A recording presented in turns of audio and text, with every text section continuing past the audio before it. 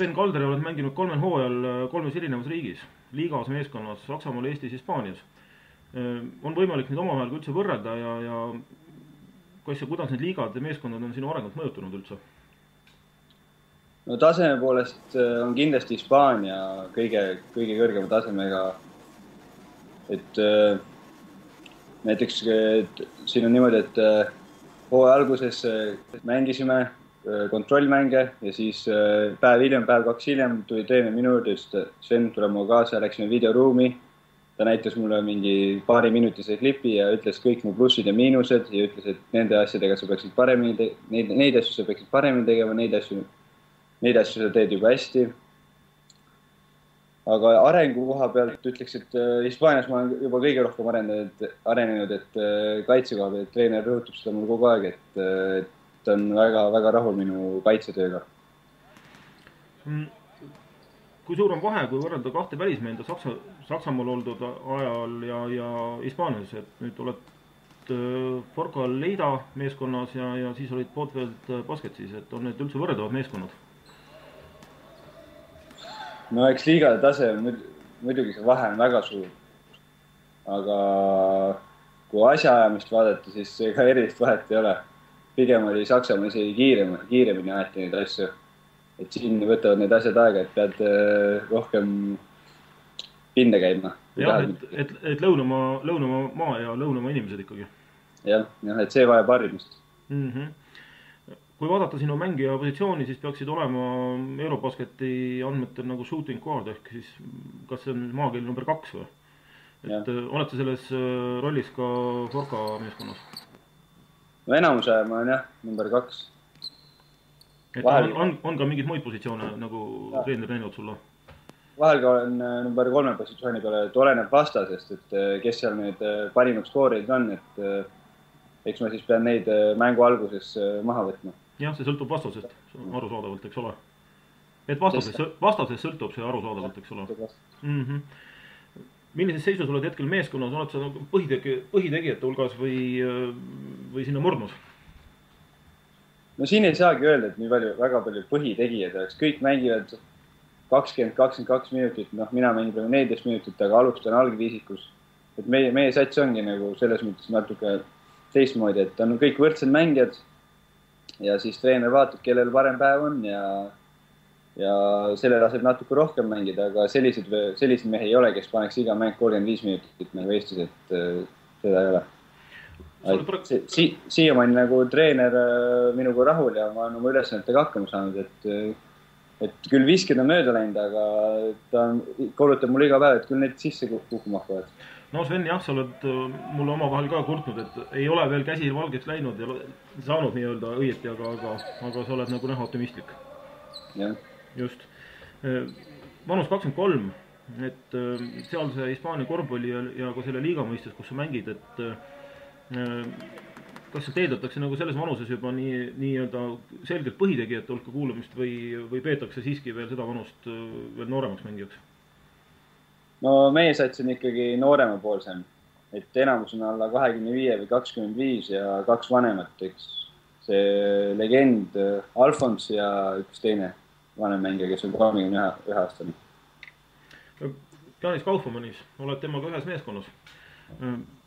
Kas see annab sinu mängule midagi juurde või on tema näol pigem tegemist selge konkurendiga ja Kaufmannis siis kuulub praegu kas esiviisiku hulka? No ta on üks enam mängivaid mängumehi jah praegu. Annab see tema kuulumine meeskonda ja teie koos kuulumine midagi sulle juurde mänguliselt või on ta puhtalt konkurents sulle? Kindlasti annab, et tema tase on ikkagi ka väga korralik ja trennis tema vastu mängimine annab nii mõndagi minule juurde. Aga enamuse me ikkagi mängime erinevaid positsioone, et ta mängib ka vahepeal number 1 ja mina number 3, nii et me eriti üksteise vastu võidelda ei saa, et see on väga harva. Olete te nii-öelda reisidel toanaabrid või? Enamus me oleme reisidel toanaabrid ja elame koos ka ühes samas korteris. Ikkagi Baltimaad, et hoiame kokku. Loomulikult. Hetkel on sinu keskmine punkti saab mängus 2,0 ja lauapool 1,1 ning mänguminuteid 13,1. Kuidas sa näed, on sul oma mänguaega võimalik suurendada ja sellega ka seda statistikat parandada? no mänguaja kohta ma väga ei nurise, et küll need minutid suurenevad, kui punktid ka tulema hakkavad, et võimalusi siin mul neid minutit suurendada ja statistikat paremaks jääda on küll ja küll, et ise pean lihtsalt mees olema. Aga eelkõige hakkab kõik kaitsest selle treeneri puhul, et kaitse on kõige tähtsam. No jah, peaaegu vastasidki nüüd ära juba selle küsimuse, mis mul mõttes oli küsida järgmisena. Et mida pead nagu õigeks parandada ja täiendada oma mängus, et millega enim pead tööd tegema. Et oli juba juttu, aga võib-olla kordad veel mõne sõnaga. No tööd ma arvan, et ma olen teinud piisavalt suvel ja praegugi, et praegu on vaja kõige rohkem enesekindlust taas üles leida ja see ongi kõik, et tööd ma arvan, et ma olen piisavalt teinud ja teen edaspidigi. Hetkel on sul seal käimas ja sinu meeskonnal käimas tihe mängude graafik ja raskete vastaste vastu. Kui tihe üldse kokkuvõttes see mängugraafik on ja kui pikad reisid tuleb sul ette võtta koos meeskonnaga seal Hispaanias? No reeglina on 1 mäng nädalas, vahel on ka 2 tundi, vahel on ka 2 mängu, aga sõidud on siin väga pikad, 8–11 tundi, et nendest taastumine võtab ka oma aja. Me reisime nii bussi, rongi kui lennukiga, nii et päris hull on. Hetkel on sinu meeskond liigas 5.–7. kohal, jagab neid kohti ja liigas on 15 meeskonda. Et on sul teada, milline eesmärk on meeskonnale pandud, et kuhu hooaja lõpuks peaks jõudma? No otsest eesmärki meil nagu treenerite poolt välja pole öeldud. Aga nagu on aru saada siin kohalikust meediast, siis play-off oleks juba nagu võit, et ja kui seal edasi juba saab, siis kõik hästi. Eesti liiga togaselt Hispaania teine liiga, et oskad mõne sõnaga välja tuua erinevusi nende kahe vahel?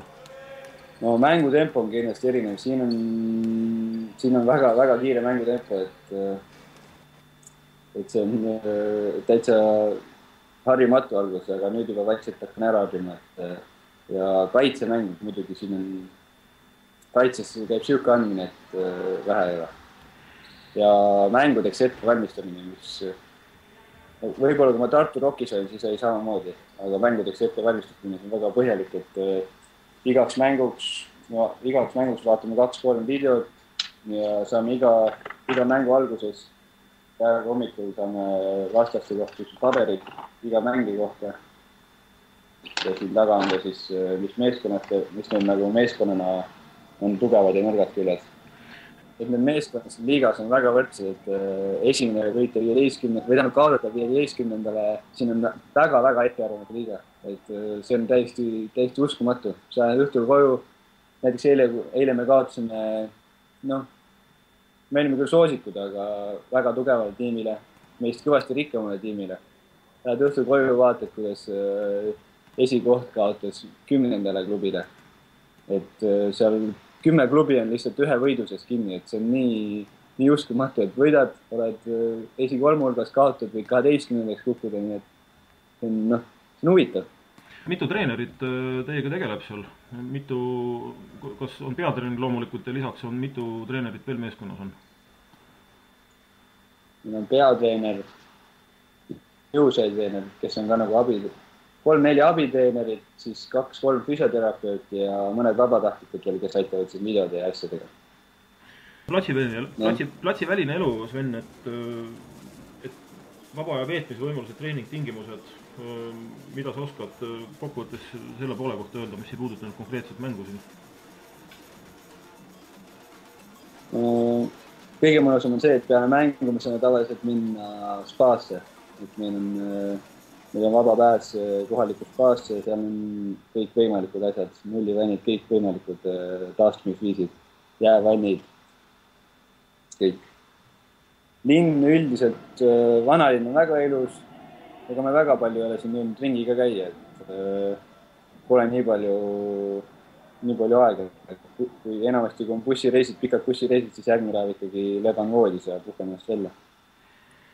Et reisidel me tavaliselt läheme päev enne mängule, siis reisidel me ikkagi natuke käime linna peal ka, et vaadata ringi ja tutvuda. Kuidas selle esiliiga süsteem on, et võitja saab edasi kõrgemasse seltskonda? Võitja saab põhijooaja võit saab automaatselt sinna SCB-sse ja siis play-off'i võitja saab ka vist. Ma täpselt ei tea, kas seal tuleb mingi üleminekumängud või kuidagi. Ühesõnaga, et 2 esikohta on, nagu ma olen aru saanud, et üks on see, kes põhijooaja ära võidab ja teine on see, kes play-off'i nii-öelda ära võidab. Aitäh, Sven Kaldre, selle pika intervjuu eest ja siin Eestimaal hoitakse sulle kindlasti tugevalt pöialt. Väga meeldib kuulda, aitäh! Aitäh, Sven, ja järgmiste rääkimisteni!